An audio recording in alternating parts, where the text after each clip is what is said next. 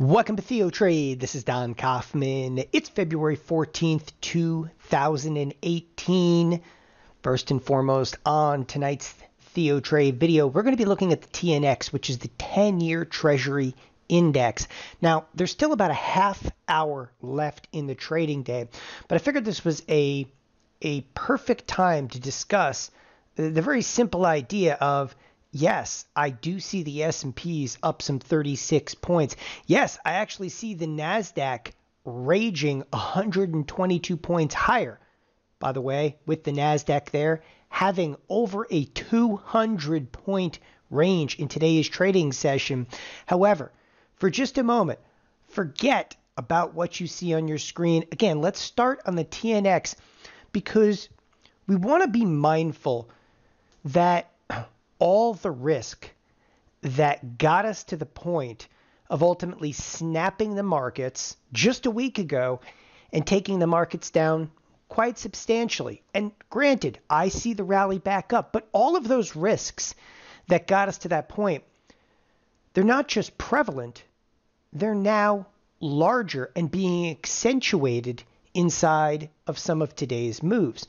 So we start tonight by looking here at the 10-year Treasury Index. Now, I don't want to tell you, okay, it's a rising interest rate environment, right? We all know that. Here we are. We're at the highs. As I'm actually recording this, and why I recorded this now is I'm at the highs. I mean, for the most part, we're at 2.9%. The bonds are sitting ultimately at the lows of the session. I am not saying this to be, incredibly or utterly bearish, but all of the risks that made last week's sell-off happen, again, they're not just prevalent, they're at still extremes, and you need to be very, very aware of that. So first and foremost, interest rates, they're still exploding to the upside. All right, you tell me, and a couple of ideas over here, how that's ultimately going to be good, how that's not going to stall out. Forget about the economy for just a second. Forget about consumers and being stalled out because it's a rising interest rate environment. Tell me how that's not going to stall out stock buybacks. Not exactly advantageous to go out there and borrow capital when, well, capital's a lot more expensive. Stock buybacks will cease to exist.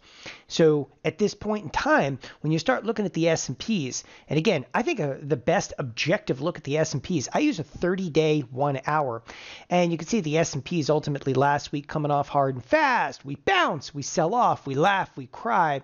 We're about halfway back in the S&Ps. But again, the risk's still prevalent. So, number one, interest rates are exploding. In fact, they're higher than they were ultimately last week. Okay. Number two, we're actually going to look at the volatility structure. Now, I'm not much one for charts when it comes to volatility. And specifically, I'm not going to go over and look at the VIX. Everybody's like, the VIX is down. Yes, the VIX might be back down. In fact, yeah, the VIX had a nice drop today. The VIX, though, did have an expiration cycle, which impacted significantly some of the drop in the VIX today. But I tend to look at the volatility futures. And one of the things that you see in the volatility futures, and I'm going to bring this into scope right now. If you take a look at the volatility futures, you want to look at just the primary volatility futures expirations. That means forget about like this weekly stuff. Just look at the active contracts. That's the contracts that are seeing some size, some volume, right? So here they are. And what you're seeing right now in terms of the volatility futures is there's what they call contango and backwardation. And that confuses a lot of people. For the most part, with the volatility futures, the structure of them is completely and utterly flat, okay? It's not inverted volatility. What inverted volatility would mean is that the short duration is well and beyond the longer duration. There is a very, very mild, inversion in here, but for the most part, volatility futures are completely and utterly flat. What that entails, and by the way, this has only happened a handful of times in the last 5 years where volatility futures were either number one inverted or volatility futures were flat like they are right now. What this means is, it's still very much on. What this really means and entails is that risk now, and when I say now, risk in the next 35 days is being priced the same as risk 126 days out. And I've talked about this a lot on TheoTrade and in some of the live chat room that I've done. So risk right now in the next 35 days is being priced the same as 126 days.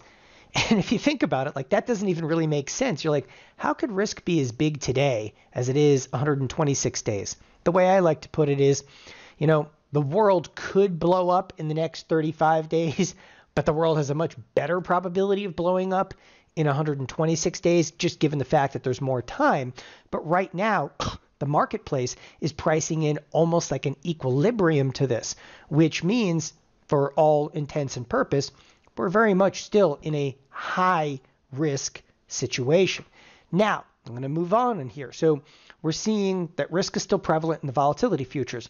Risk is very, very clear where? In the bond market. Again, a little broader take of the bond market, which I showed you the interest rates. Where else do you see some risk? Well, a lot of people aren't looking back at the dollar. I'll snap back over here to the dollar, but the dollar has been Mr. Toad's wild ride, and once again is getting a little scary down there at the 89 level. Okay, moving along over here.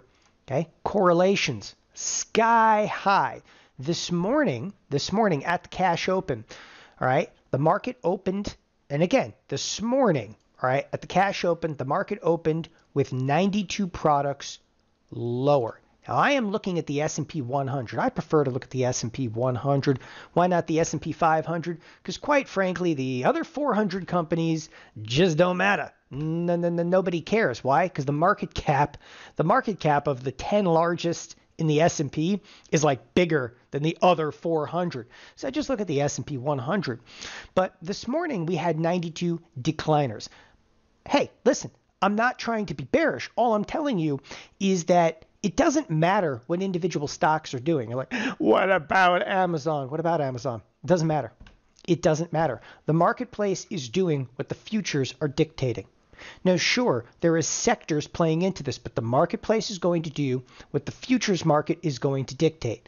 And that makes a market considerably more dangerous. Again, this is something we haven't seen now in years, is what I term full-blown correlation. Now, just a little while ago, we actually had almost 90 advancers. So goes the futures, the market will follow. This is an arbitrage relationship. Cruising now to the bottom of my screen. Let's go to the VVIX. This is the volatility of the volatility index. Now, the VIX of the VIX, it's still at 122. Has it dropped? Absolutely.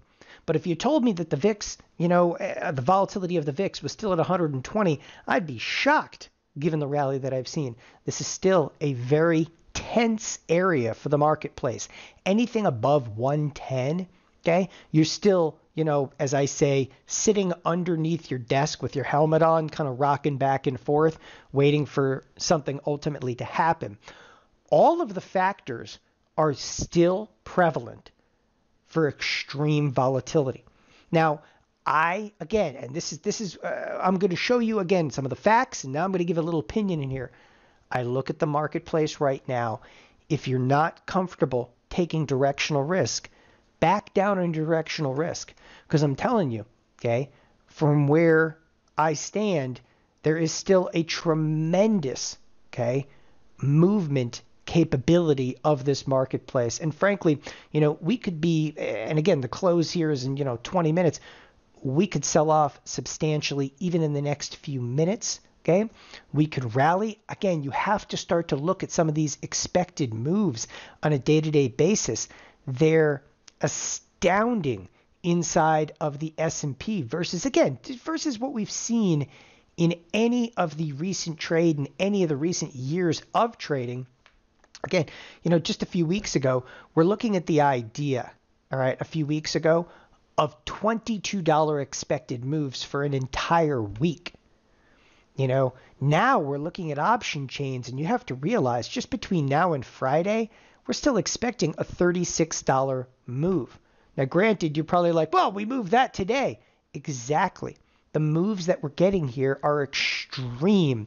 The risk is still very much there. If you're like wondering what you should do with your positions, sell a little premium, get back, duck and cover. Okay. This is still, again, a rather extreme market environment. All I'm showing you over here is the high to low, okay? We're looking at 50-point ranges inside of the S&Ps. We're looking at 200-point ranges inside of the Nasdaq. Again, looking at the intraday trade inside of the S&Ps, like nothing does justice until you actually recognize that we're having, again, 50, 60-point drops. That's the, before the cash open, okay?